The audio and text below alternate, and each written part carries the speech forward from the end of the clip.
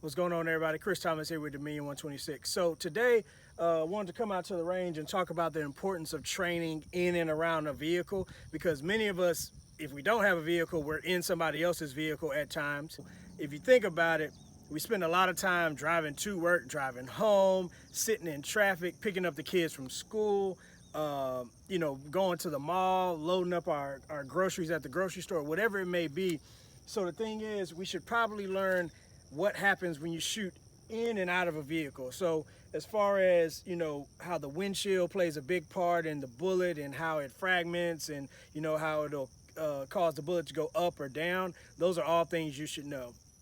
All right, everybody, so I am going to use some hollow points today just to demonstrate what you would probably be carrying in your everyday carry pistol. And I'm going to shoot through the windshield. The target is right about 7 yards or so.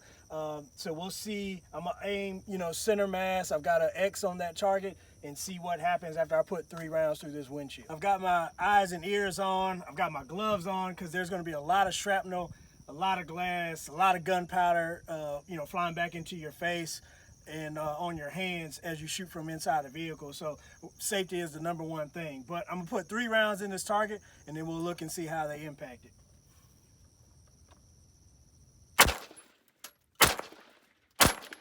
Our first shot was extremely high, and then these were our next 2 right here, right?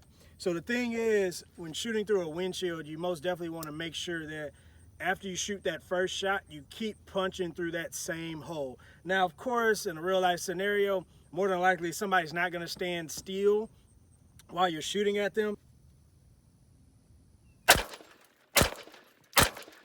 First round, of course, went high once again, but after that first round, I was able to get 2 shots where I was actually aiming. So that shows you the importance of making sure you drill through that same hole every time you're shooting. So I'm gonna shoot through the vehicle, well, through the windshield, excuse me, with some Hornady Frontier ammo. This is 5.56, 55 grain, full metal jacket, nothing special, but I'm gonna try to take headshots with it and see how that round impacts. All right, everybody, so I've got my AR here. The thing is, that target is at 7 yards, so you do have to remember your offset. At that distance, if I'm gonna take a headshot, I more than likely need to, raise up to the very, very top of the head in order to hit somewhere in that T-box. And plus, I'm shooting through a windshield too, so those rounds are gonna deflect. But the thing is, when you're shooting through a windshield, you wanna send as many rounds downrange to neutralize that threat.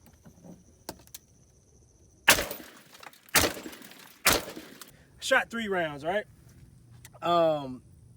So I actually have 4 holes because that AR round took a lot of the glass with it, and I'm pretty sure the jacket on that full metal jacket split. So this was the first round here, and then here are the other 2 as I was aiming at the very, very top of the head. So that round is actually just coming out.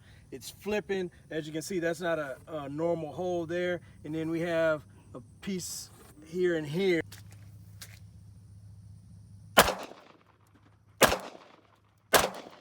All right, guys, so I shot from about 5 yards out front of the vehicle.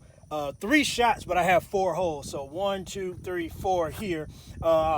Because of the angle, I was trying to aim right here at the face.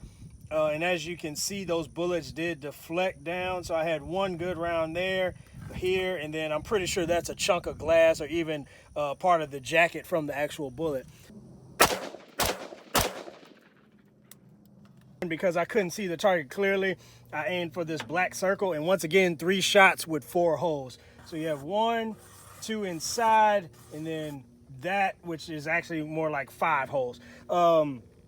So the thing is, when you are shooting inside of a vehicle, once again, there's a lot of shrapnel, a lot of glass, a lot of things that are going to fly into you, and that's why we say get out of that vehicle when you're, in a gunfight or if a threat's coming towards you with a firearm. And after doing all this shooting today and the different trainings that I've done, the best thing you could do if there's going to be a gunfight in or around a vehicle is get out of the vehicle.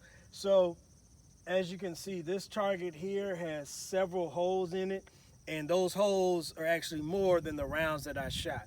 So at the end of the day, when that bullet comes flying through that vehicle, it's going to take everything it comes in contact with it. So metal, glass, even the jacketing of the bullet is going to split.